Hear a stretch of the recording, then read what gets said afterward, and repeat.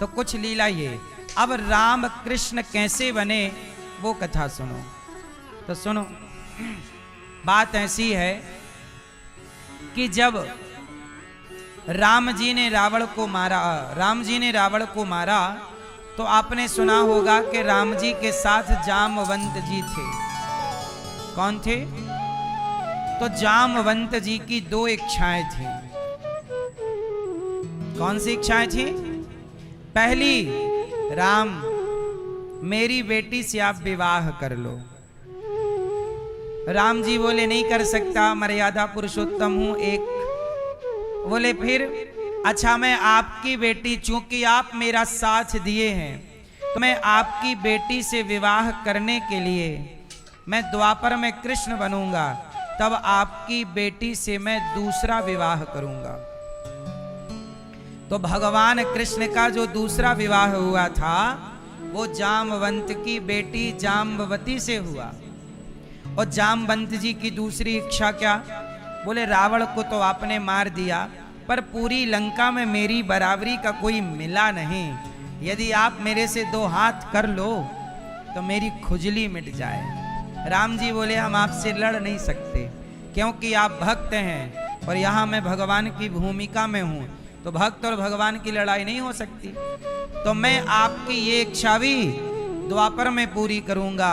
तो जामवंत जी से भगवान कृष्ण का 27 दिन तक युद्ध हुआ था, और उस युद्ध में भगवान ने जामवंत जी को पछाड़ दिया। और उसी युद्ध के बाद जामवंत की बेटी जाम्बवती से भगवान श्री कृष्ण का विवाह हुआ। ये दूसरा विवाह। तो भगवान राम कृष्ण किसके लिए बने? जामवंत जी के लिए। ये एक घटना है। अब दूसरी सुनिए।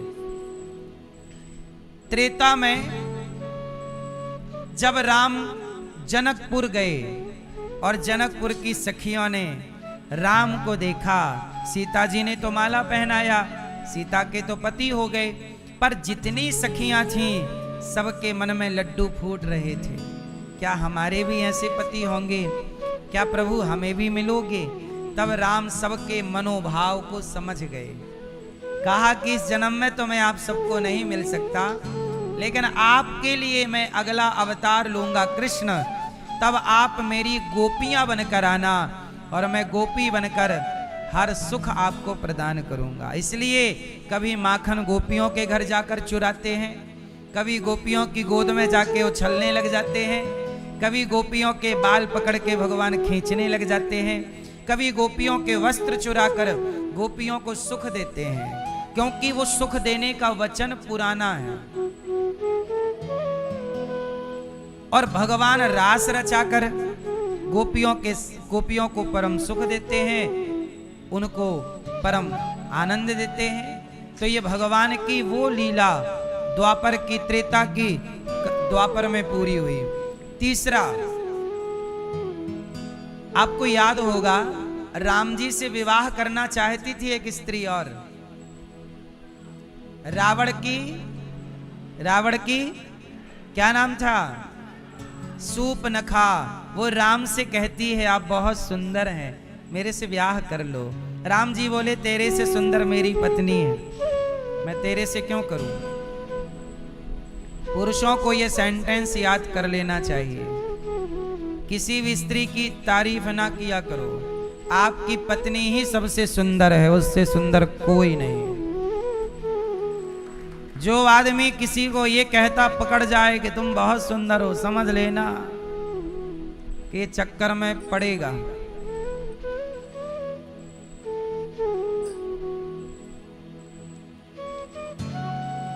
है ना? अपनी पत्नी के अतिरिक्त किसी और स्त्री की सुंदरता मत देखो, आपकी पत्नी ही सबसे अधिक सुंदर है। क्यों? ये बात सही है गलत है? भाई संसार सुंदर है, हमें क्या करना? सोना पड़ा है रास्ते में, कहते हैं ना जो हमारा नहीं है वो हमारे लिए माटी है। आपके पास धन है बहुत, परंतु हमारे लिए तो आपका धन मिट्टी है ना, नहीं है? आप किसी का धन देखो तो आपकी नजर में दूसरे का धन क्या है? माटी है। तो भाई हमारा धन ही हमारे लिए श्रेष्ठ है, आपका धन हमारे लिए माटी है।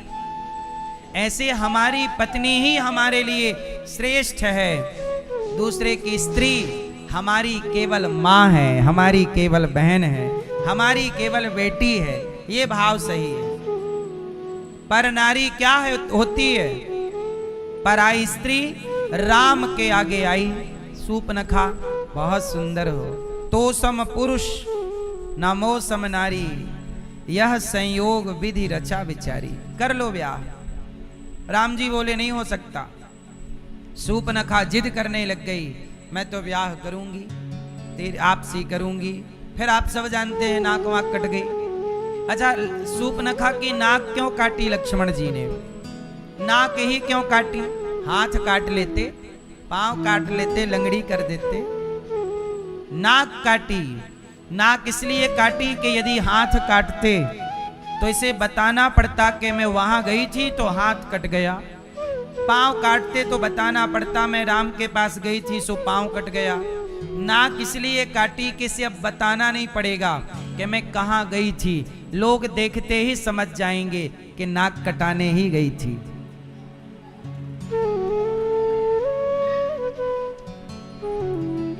क्या कटाने गई थी? इसलिए नाक कटा के आ गई, नक कटी। अब सूपनखा क्या कहती है? राम से विवाह करना। अच्छा, आपको पता है बाद में सूपनखा का क्या हुआ? सूपनखा जब रावण आवर सब मर गया और राम जी राजा बन गए, सीता जी, तब सूपनखा पुष्कर चली गई। कहां चली गई? पुष्कर।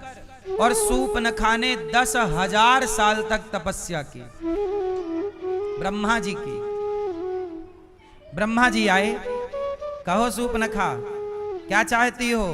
हे ब्रह्मदेव, मैं राम को चाहती हूं। मैं राम को। अच्छा देखो, राम को चाहना गलत तो नहीं है। राम को तो आप लोग भी चाहते हो, हर भक्त राम को प्यार करता है, तो राम से प्यार करना गलत तो नहीं था। बोली राम को चाहती हूं, तो ब्रह्मा जी, ये पूरा डिपार्ट ब्रह्मा जी का तो नहीं है ना। तो ब्रह्मा जी ने भगवान से कहा, प्रभु आपके लिए तपस्या कर रही है, क्या कहूं?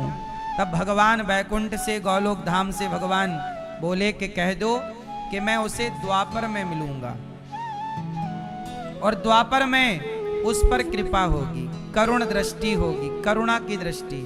जाओ। वही सूपनखा द्वापर में कुब्जा बनी।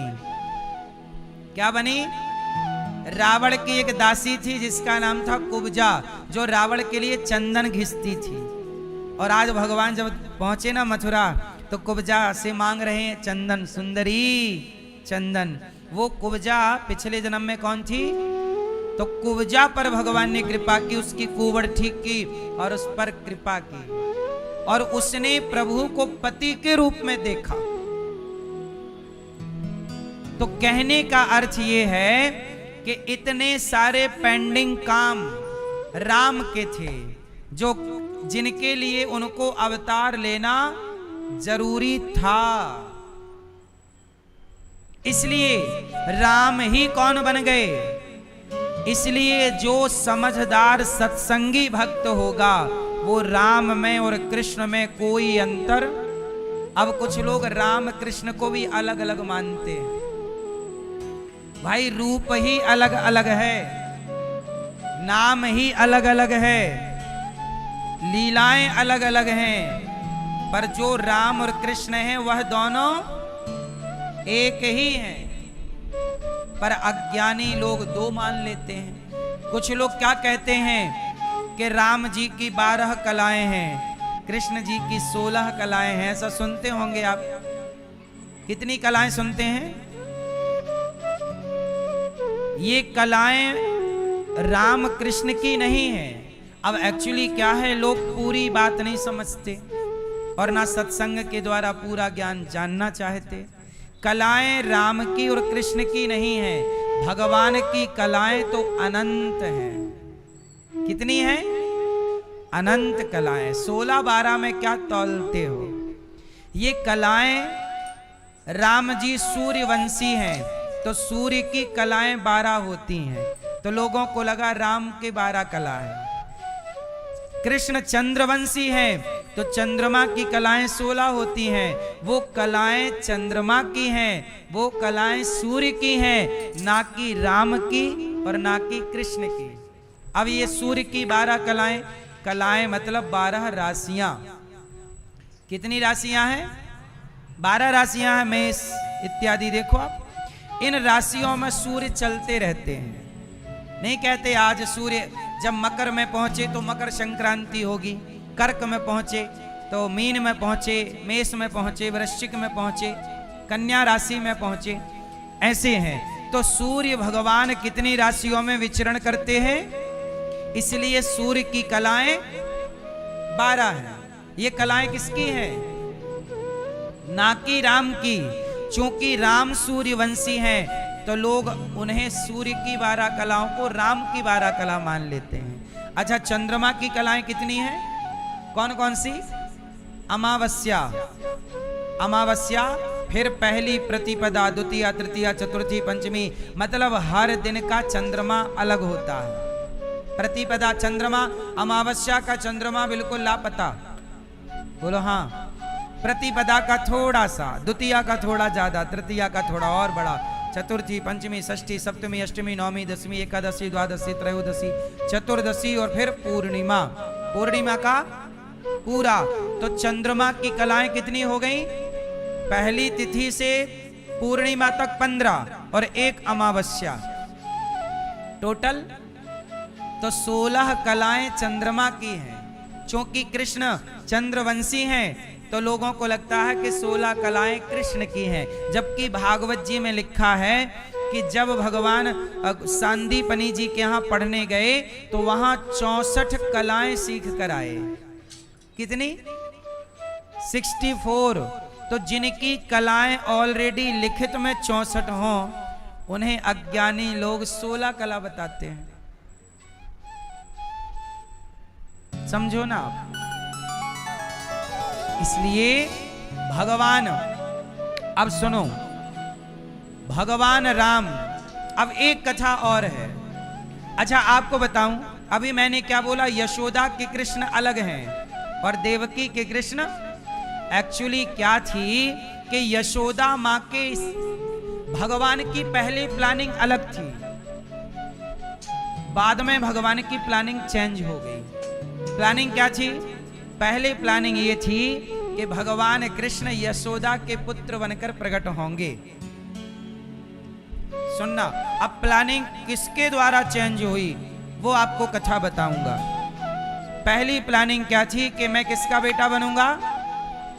जोर से, जोर से, यशोदा।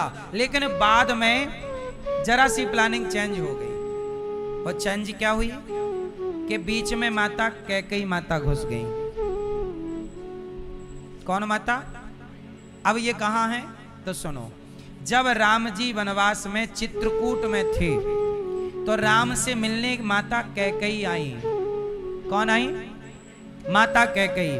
अच्छा, माता कैकेयी ने राम को कितने साल का वनवास मांगा है? 14 ही क्यों? 16, 20, 40, 10, 15, 14 साल का वनवास क्यों? 15 साल राउंड फिगर था, 10 साल 20 साल कह देती, 20 साल का वनवास राम का नहीं, 14 क्यों? क्यों जानते हैं?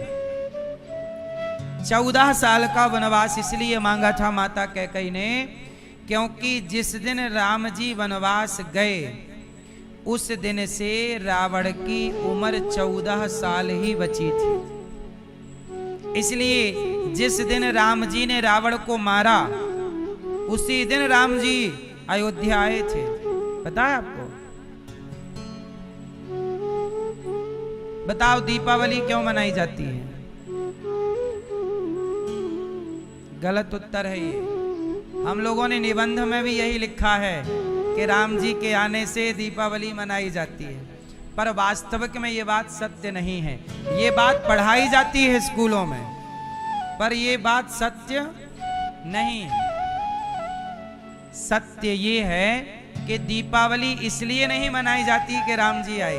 यदि राम जी आए तो दीपावली में राम जी की पूजा होनी चाहिए, लक्ष्मी जी की क्यों होती है? उस दिन तो राम जी की पूजा होती ही नहीं, ना तो राम जी की ना तो सीता जी की। उस दिन पूजा होती है लक्ष्मी जी और गणेश जी की। दीपावली में किसकी पूजा होती है? यदि राम आए हैं तो राम की पूजा होनी चाहिए। बोलो हाँ, क्यों क्यों होती है बताओ? क्योंकि दीपावली इसलिए मनाई जाती है क्योंकि दीपावली के दिन लक्ष्मी जी का विवाह भगवान श्रीमन नारायण से हुआ था। उस दिन लक्ष्मी जी, आपको पता है एक बार लक्ष्मी जी नाराज होके भगवान नारायण से समुद्र में, लक्ष्मी जी के पिता कौन हैं? लक्ष्मी पिता कौन? लक्ष्मी के पिता हैं समुद्र। जैसे कहते हैं ना महिलाएं शंख नहीं बजाती, ऐसा कुछ लोगों से आपने सुना होगा। इसके पीछे का कारण क्या है सुनो। लक्ष्मी जी हैं समुद्र से। लक्ष्मी जी कहां से प्रकट हुई? जब समुद्र मंथन हुआ, बोलो हाँ, समुद्र मंथन हुआ तो समुद्र मंथन से कौन प्रकट हुआ? लक्ष्मी जी। तो समुद्र पिता हो गए। अच्छा, शंख कहां से प्रकट होता है? तो समुद्र से शंख भी और समुद्र से लक्ष्मी, तो ये दोनों कौन हो गए? भाई बहन। तो इसलिए शंख आपके भाई हैं, तो कोई बहन अपने भाई को क्यों बजाएगी? इसलिए समुद्र शंख को स्त्रियां नहीं बजाती। तो तुम्हारे भाई लगे, तुम भी लक्ष्मी हो, और शंख तुम्हारे कौन हुए?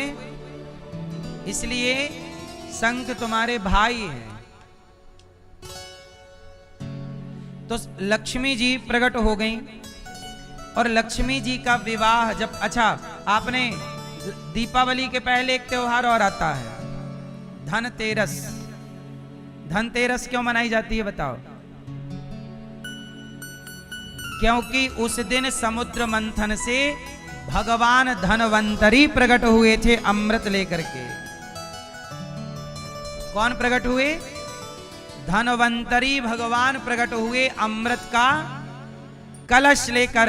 इसलिए उस दिन लोग बर्तन खरीदते हैं, क्योंकि पात्र लेकर प्रकट हुए, अमृत लेकर। इसलिए उस दिन धन से कुछ लाते हैं, सोना लोग खरीदते हैं, चांदी खरीदते हैं। धन घर पे आना चाहिए, धनवंतरी भगवान, उसे धनतेरस कहते हैं। तो धनवंतरी भगवान प्रकट हो गए अमृत लेकर, और जब भगवान प्रकट हुए तब फिर लक्ष्मी जी ने भगवान का वरण किया और विवाह हुआ, तब दीपावली मनाई गई। तो फिर सवाल आपका खड़ा है कि दीपावली में लक्ष्मी तो समझ में आ गई कि विवाह हुआ भगवान नारायण से, पर ये गणेश जी कौन है? तो लक्ष्मी नारायण की पूजा होनी चाहिए, गणेश जी क्यों घुसे पड़े हैं बीच में? तो सुनो, ये आपके लिए एक मैसेज है। हमारा सनातन धर्म पूरा साइंटिफिक है, वैज्ञानिक है, वैज्ञानिक दृष्टिकोण है, पर इस वैज्ञानिक तथ्य को लोग नहीं समझ पाए, जिसके कारण लोग परेशान हैं। भारत, दक्षिण भारत में आज भी दीपावली के दिन लक्ष्मी नारायण की ही पूजा होती है, पर उत्तर भारत में लक्ष्मी गणेश की पूजा होती है। अच्छा, लक्ष्मी का गणेश जी से क्या रिश्ता है?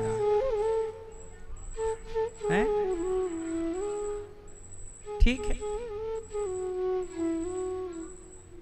ठीक है, आप ठीक कह रहे हैं, माँ बेटे का रिश्ता सही है, सब सही है। अब इसे समझते हैं। गणेश जी जो हैं वो बुद्धि के देवता हैं, बोलो हाँ। गणेश जी कौन? बुद्धि के देवता। और लक्ष्मी कौन? धन की माता। लक्ष्मी मतलब धन और गणेश मतलब, तो लक्ष्मी किसके पास है? गणेश जी के पास। तो ये मैसेज आपके लिए है कि जिसकी बुद्धि गणेश जी जैसी होगी, लक्ष्मी उसी के पास होंगी। धनवान व्यक्ति, समझदार, बुद्धिमान ही धनवान होता है, मूर्ख कभी धनवान नहीं होता। लक्ष्मी हमेशा बुद्धिमानों के पास होती है, याद रखिएगा। लक्ष्मी गणेश जी के साथ है, इसलिए दीपावली में किसकी पूजा? लक्ष्मी। और तो ये मैसेज है, आप लोग पूजा तो खूब करते हैं, समझो कि लक्ष्मी गणेश जी हैं बुद्धि के देवता, बुद्धिमान। तो बुद्धिमान जो होगा, लक्ष्मी जी वहीं रहेंगी। आज तक सुना आपने कि किसी मूर्ख के पास पैसा है? होगा भी तो वो खत्म कर देगा। बाप दादों से मिल भी जाए तो किसके पास धन होगा? इसलिए आपको अपनी बुद्धि पर काम करना चाहिए। धन कमाना बड़ी बात नहीं है, बुद्धिमान बनना बड़ी बात। आप बुद्धिमान बनिए। एलन मस्क बुद्धिमान है तो धन पीछे पीछे डोल रहा है। अडानी जी बुद्धिमान है तो रुपया पीछे चल रहा है। बोलो हाँ। तो जहां बुद्धि वहां लक्ष्मी। तो ये हो गया दीपावली। अब सुनो, अब हुआ क्या कि 14 साल का वनवास हुआ राम जी का। राम जी का 14 साल का वनवास इसलिए कि रावण की उम्र, जिस दिन राम जी वनवास गए उस दिन से, इसलिए 14 साल का वनवास। अब सुनो दूसरी बात कि जब राम जी चित्रकूट में थे और भरत जी जब राम से मिलने आए तो कैकेयी माता भी राम से मिलने आई। तो माता कैकेयी ने कहा कि राम तुम मुझे माफ कर दो, मैं देखो तुम्हारे लिए इतना कष्ट, तुम्हें 14 साल का मैंने वनवास दिया, नंगे पांव घूम रहे हो जंगल जंगल, बड़ा कष्ट दिया, मुझे माफ कर दो। राम जी बोले माँ आप तो माँ हो, क्यों माफी मांगती हो? कैकेयी बोली नहीं माफ कर दो। तो कहा कि ठीक है माँ माफ कर दिया। कैकेयी माँ बोली कि नहीं ऐसे नहीं, आप हमें माफ करो, हम कैसे माने? तो माँ बताओ आप कैसे मानोगी? तब राम जी, तब भगवान कृष्ण बोले, भगवान राम बोले माँ बताओ आप क्या चाहती हैं? कैकेयी माँ बोली कि मैं चाहती हूँ कि आप मेरे अगली बार पुत्र बन करके आओ। जब आप मेरे बेटा बन जाओगे तो मैं मान लूंगी कि आपने मुझे माफ। तब उस समय तक राम जी की प्लानिंग हो चुकी थी कि मुझे यशोदा का बेटा बनना है। पर अब ये माँ कैकेयी बोली, तब प्लानिंग थोड़ी सी चेंज हुई और भगवान ने कहा माता मैं तुम्हारा बेटा तो बन जाऊंगा पर तुम्हारा दूध नहीं पीऊंगा। इसलिए देवकी के बेटा तो बने पर देवकी माँ का दूध नहीं पिए। दूध किसका पिया? माँ यशोदा का। तो ये आपको समझना है कि यशोदा के पुत्र द्विभुज और देवकी माँ के पुत्र ये। तो एक रूप में जब दो भुज तो राधा और चतुर्भुज तो रुक्मणी, ये तो राम जी द्वापर में क्या बन गए? श्री कृष्ण। अब कल मैंने एक बात और कही थी कि आज मैं आपको बताऊंगा कि भगवान राम ने माता सीता को वनवास क्यों दिया। अच्छा, राम का कृष्ण बनने की एक कथा और है। एक बार क्या हुआ, लक्ष्मण जी पांव दबा रहे थे राम के। लक्ष्मण छोटे हैं, राम जी बड़े हैं। तो लक्ष्मण जी पांव दबा रहे थे तो राम बोले कि लक्ष्मण तुम लेट जाओ, तुम भी थक गए हो, तुम्हारे पांव में कांटा लगा है, लाओ मैं तुम्हारे पांव का कांटा निकाल दूं और मैं तुम्हारे थोड़े से पांव दबा दूं। कौन बोला? राम जी। मतलब राम बोल रहे हैं कि लक्ष्मण मैं तुम्हारी सेवा करूं। लक्ष्मण बोले प्रभु आप बड़े भैया हैं, मैं आपसे थोड़ी पांव दबा सकता हूं, आप तो मेरे बड़े हैं, भगवान हैं। तो राम जी बोले कि तू जिद करता है लक्ष्मण, तू सेवा तो मेरी करता है पर मेरे से कोई सेवा लेता नहीं है। चल अगली बार की लीला में तू बड़ा बनना, और मैं जैसे तू मेरे पांव दबा रहा है, मैं तेरे पांव दबाकर इस जन्म का हिसाब चुकाऊंगा। तुम बड़े बन जाना, और मैं तो भगवान राम लक्ष्मण का ऋण चुकाने के लिए कृष्ण बने और लक्ष्मण जी को बलराम जी बना दिया। तो लक्ष्मण बन गए बलराम जी और प्रभु बन गए। तो ऋण चुकाने के लिए प्रभु राम को कृष्ण बनना पड़ा।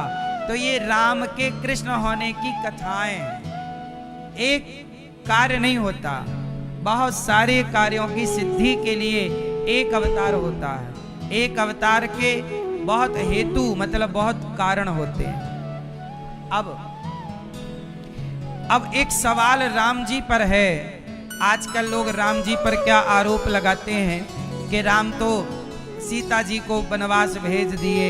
अच्छा बताओ आप लोग, राम जी ने सीता जी को वनवास भेजकर सही किया कि गलत किया? मैया मैया, राम जी ने सीता जी को गर्भावस्था में कहां भेज दिया? सही किया कि गलत किया? क्या किया आप बताओ? क्या कह रही हो मैया? राम जी ने अपनी पत्नी को गर्भावस्था में वनवास दे दिया, सही किया गलत किया? है? आंसर सही गलत में देना है। राम जी ने सही किया या गलत किया, बस इतना बोलना। जलेबी हमें समझ में नहीं आती।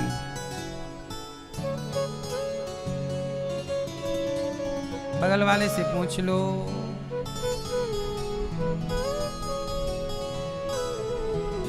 बताओ, आप बताओ। गलत किया? अब और बगल में पूछो। मैया, चश्मा वाली मैया, राम जी ने सही किया गलत किया? हैं? सही। मैया क्या बोलती तू? क्या किया? सही गलत क्या नहीं बताओगे? गुस्सा हो हैं? अभी आए, वार्म अप नहीं हुआ अभी।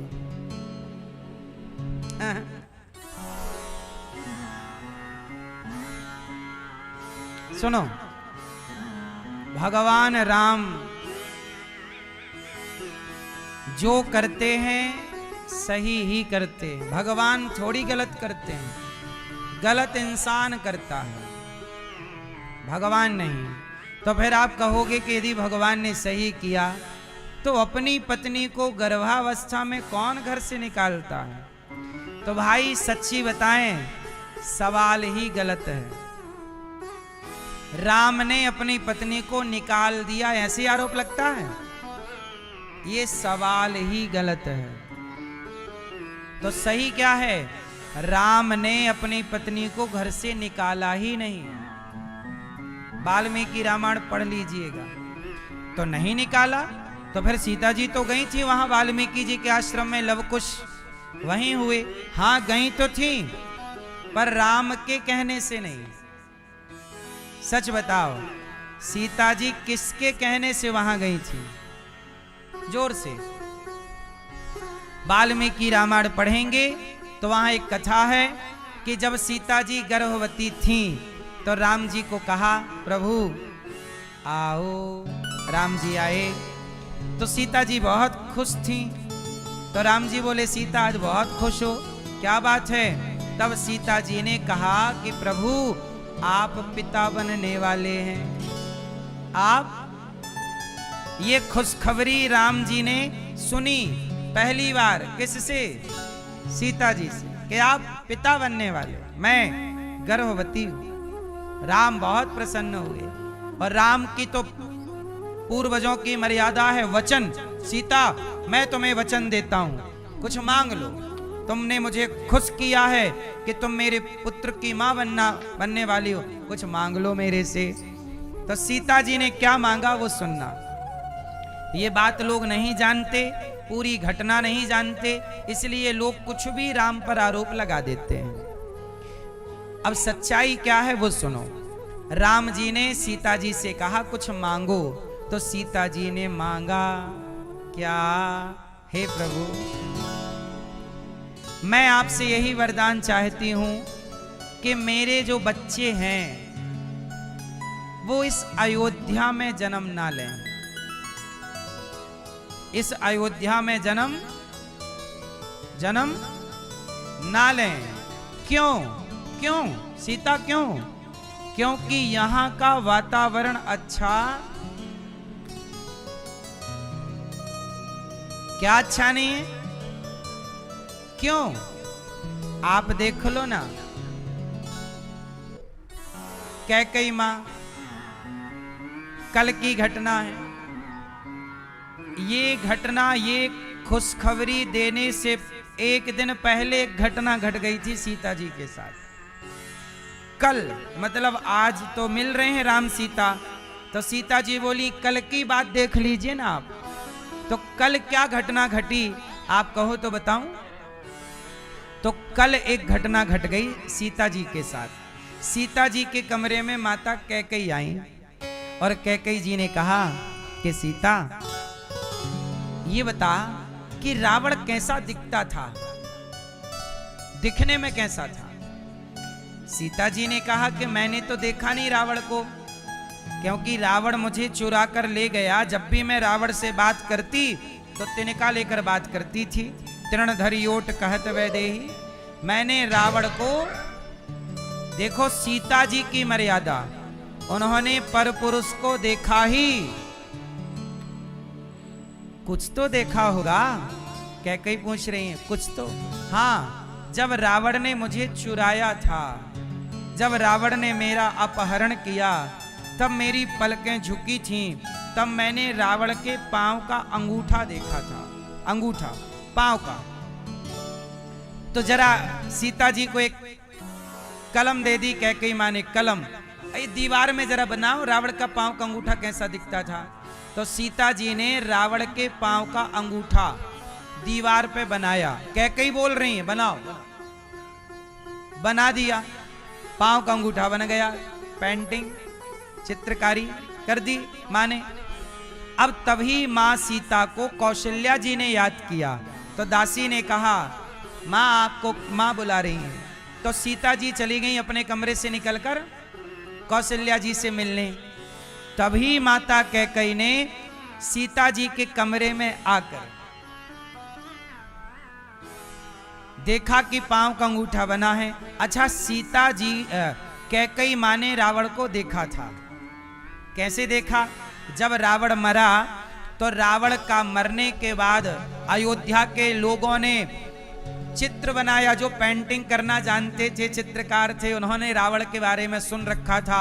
अच्छा, बंदर भालुओं ने तो देखा था ना रावण को, हनुमान जी ने देखा, बंदर भालुओं ने देखा, तो सब लोगों ने चित्र बना दिया कि सुनो हमारे राम ने इस रावण को मारा, ऐसा दिखता था ऐसे। तो वो सारा चित्र बाजार में बिक रहा था, लोग खरीद रहे थे और उसको मार रहे थे चित्र को। तूने मेरी माँ को परेशान किया, गुस्सा उतार रहे थे अपने अपने तरीके से। तो कैकेयी मां ने रावण को देखा चित्र में। तो क्या हुआ कि कैकेयी मां ने पांव का अंगूठा किसने बनाया? सीता मां ने। और पूरा का पूरा रावण बना दिया कैकेयी ने। वो कहां बनाया? सीता जी के कक्ष में, कमरे में, एक सामने वाली फ्रंट की दीवार में। और बना के चुपचाप माता जी चली गई। माता जी मतलब कैकेयी माता भाग गई। अब संयोग से देखना कि सीता जी ने राम को बुलवाया था कि प्रभु आपका दर्शन करना चाहती हूं। तो राम जी सीता जी के कमरे में आए। उस समय सीता जी कमरे में नहीं थी और राम जी आए। और राम जी जैसे ही सीता मां के कक्ष में गए तो रावण का चित्र देखा। और जैसे ही चित्र देखा तो वापस कैकेयी मां फिर से आ गई। कैकेयी मां बोली राम से, राम ये चित्र किसका है? राम जी बोले तो रावण का चित्र है। कैकई बोली राम राम, सीता के कमरे में बताओ रावण का चित्र क्या कर रहा है। लगता है रावण के यहाँ सीता जी रही हैं तो रावण के लिए कुछ जगह है उनके भीतर, देखो ना कमरे में बना रखा। इतना कह के आग लगाना, आग लगाना कैकई माने मंथरा से सीख रखा था, क्योंकि कैकई के गुरु तो मंथरा है, तो इनको तो अच्छा आता था ना, ये ज्ञान था आग कैसे लगानी है, झगड़े कैसे कराने हैं, ये पूरा पाठ पढ़ा था। अब कैकई माँ चली गई, अब राम खड़े हैं और तब तक सीता जी आई हैं, और जब सीता जी आई तो राम उदास। कहा प्रभु क्या हुआ? कहा कि ये चित्र किसका है? सीता जी ने कहा कि मैं नहीं जानती किसका है, वो तो कैकई माँ ने मेरे से कहा कि रावण कैसा दिखता था, तो मैंने कहा मैंने नहीं देखा। अच्छा देखो, कई बार आपके रिश्ते गलत फहमियों से टूट जाते हैं। जरा आप बताइए कि आपकी पत्नी के कमरे में किसी का चित्र आप देख लेते तो आप पत्नी की बात सुनते? आप सीधा डांटना स्टार्ट कर देते, जा कोई रिश्ता नहीं, जा ऐसा वैसा। लेकिन राम जी कितने समझदार हैं, कई बार आप जो आंखों से देखते हैं वो भी गलत हो जाता है। इसलिए कहता हूं कांच टूटता है गलती से और रिश्ते टूटते हैं गलत फहमियों से। इसलिए रिश्तों में गलत फहमियां ना आने दें। कोई भी बात किसी को समझ ना आए तो एक बार पूछ लो, अपनी पत्नी से डांटने से पहले एक बार पूछ लो कि तुमने जिस बात के लिए तुम डांटना चाहते हो क्या वो बात है भी या नहीं। ऐसा हुआ भी कई बार, ऐसा नहीं हुआ था पर आपने नहीं हुआ उसके लिए भी डांट दिया, पति की बात नहीं सुनी, पत्नी की बात नहीं सुनी, और रिश्ते कई बार आप तोड़ देते हैं। अब राम जी ने जब रावण को देखा सीता जी के उस कक्ष में चित्र, तो राम जी चाहते तो तुरंत गुस्सा हो जाते, पर राम जी ने पूछा कि देवी ये क्या है। तब पूरी घटनाक्रम सुनाई कि माँ कैकई आई, उन्होंने पांव का अंगूठा बनवाया मेरे से, आगे क्या हुआ मैं चली गई। राम जी समझ गए कि ये पूरा कैकई माँ ने बनाया। तब सीता जी से राम ने कहा कि सीता, लगता है हम दोनों के सुख को कैकई माँ चाहती नहीं, हम दोनों सुख से रहें, प्यार से रहें, चाहती नहीं। अच्छा, सीता जी ने राम को बुलवाया था यही खुशखबरी देने कि मैं गर्भवती हूं, लेकिन अब तो मूड बदल गया, ये रावण बीच में घुस गया। तो अब सीता जी ने अगले दिन राम से भेंट की और अगले दिन कहा कि मैं गर्भवती हूं, आप पिता बनने वाले हैं। तब राम ने कहा कि मैं तुम्हें क्या दूं। तब सीता जी ने कहा कि मैं चाहती हूं कि मेरे बच्चे अयोध्या में जन्म ना लें, क्योंकि अयोध्या में यदि मेरे बच्चे होंगे तो मेरे बच्चों को कैकई बिगाड़ देगी। अच्छा, कैकई ने ये क्यों किया, रावण का चित्र क्यों बनाया? कैकई ने इसलिए बनाया कि यदि राम और सीता की लड़ाई हो गई और राम सीता का वियोग हो गया तो सीता के वियोग में राम मर जाएंगे, तो मेरा बेटा भरत राजा बन जाएगा। अभी भी भरत को राजा बनाने का ख्याल चल रहा है। अब ये सब घटना हुई तो सीता माँ ने कहा कि मैं चाहती हूं कि मेरे बच्चे अयोध्या के इस वातावरण में ना रहें। और तभी धोबी वाली बात आ गई।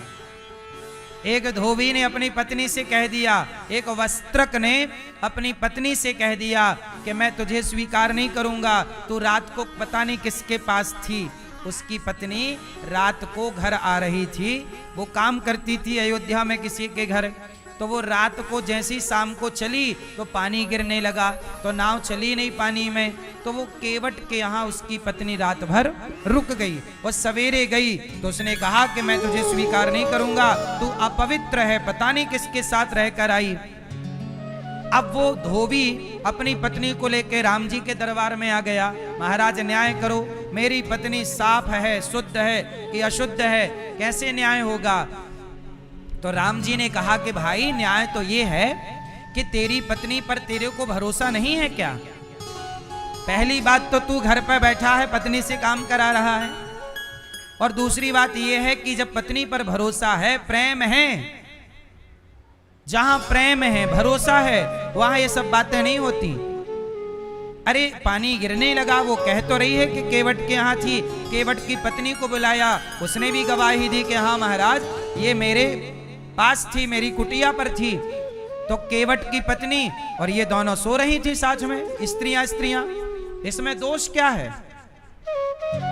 नहीं महाराज, मैं कोई आपकी तरह थोड़ी हूं, आप तो बड़े आदमी हैं, आप तो राजा हैं, आपको कोई नहीं कहता।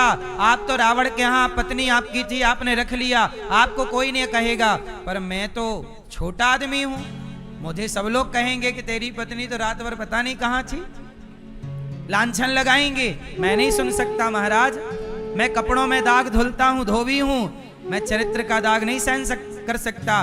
अपनी बात कहता कहता राम जी को भी लपेट लिया,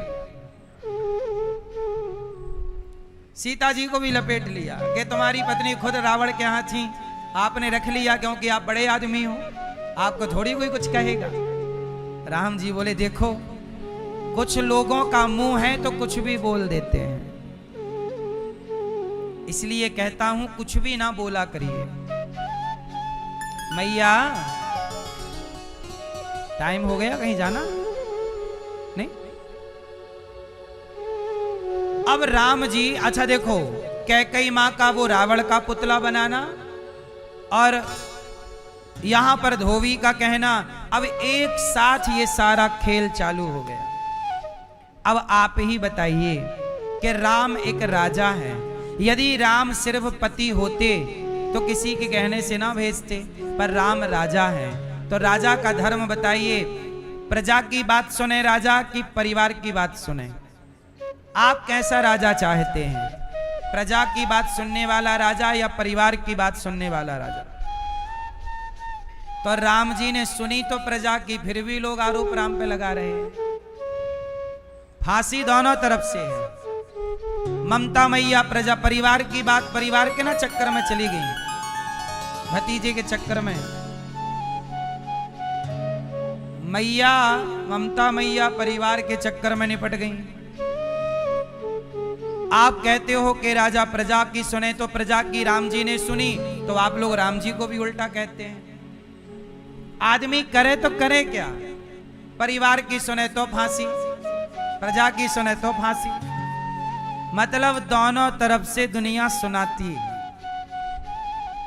सीता मां को राम जी ने कहा कि ये लोगों ने आरोप लगा दिया। अच्छा, लोगों ने क्या कहा कि सीता जी अग्नि परीक्षा दे दें, हम मान जाएंगे कि पवित्र हैं। सीता जी चाहती तो तुरंत अग्नि परीक्षा दे देती, पर सीता जी ने अग्नि परीक्षा क्यों नहीं दी? अब सवाल ये खड़ा है, इसलिए नहीं दी कि सीता जी ने कहा कि मैं अग्नि परीक्षा देकर पवित्र तो हो जाऊंगी, पर मैं अब ऐसे समाज में रहना नहीं चाहती जिस समाज का मेरे ऊपर भरोसा ना हो। इसलिए कहा कि पहले बच्चे पेट में हैं, मैं अभी यदि चली जाती हूँ लीला करके तो आपके बच्चे भी चले जाएंगे, इसलिए मुझे तो वहां चली गई। संत जी के यहाँ बच्चों को जन्म दिया, संस्कार दिया, राम को सौंपा, और अब कहा कि हे पृथ्वी माँ, यदि मैं अग्नि की तरह पवित्र हूँ और गंगा की तरह शुद्ध हूँ, तो आप मुझे अपनी गोद में स्थान दे दीजिए। कि पृथ्वी फट गई, सीता माँ समा गई,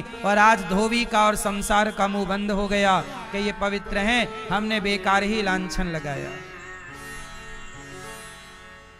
तुरंत परीक्षा देती तो माँ भगवती ऐसे समाज में रहना नहीं चाहती। जहां आप पर भरोसा ना हो वहां रहना सही नहीं, वहीं रहना चाहिए जहां आप पर समाज को भरोसा। इसलिए सीता मैया आप चली गई, और ये कथा इसमें राम, अब जैसे लोग क्या कहते हैं, राम जी ने वनवास दे दिया। राम जी की जगह आप राम को समझ कहां पाओगे? समस्या तो ये है कि सांसारिक व्यक्ति राम को क्या समझेगा। तो बताओ आप लोग, सीता मां के वनवास में दोषी कौन है? जोर से समाज दोषी है, वो लोग दोषी हैं जिन्होंने सीता मां पर उंगलियां, आप उन्हें तो नहीं कहते कि समाज दोषी है, आप क्या बोल देते हैं, राम ने क्यों भेज दिया, मतलब ले दे के राम दोषी हैं। दोष भी लोगों को भगवान का दिखता है, क्या वो समाज दोषी नहीं है जिसने बेवजह उंगली उठा दी। इसलिए मेरी मां किसी को कुछ भी ना कहा करो। अच्छा, पद्म पुराण में एक 2 मिनट की और कथा मैं आपको सुना दूं इससे जुड़ी हुई। पद्म पुराण में एक कथा है कि सीता मां का वनवास क्यों हुआ। सीता मां बहुत छोटी सी थी,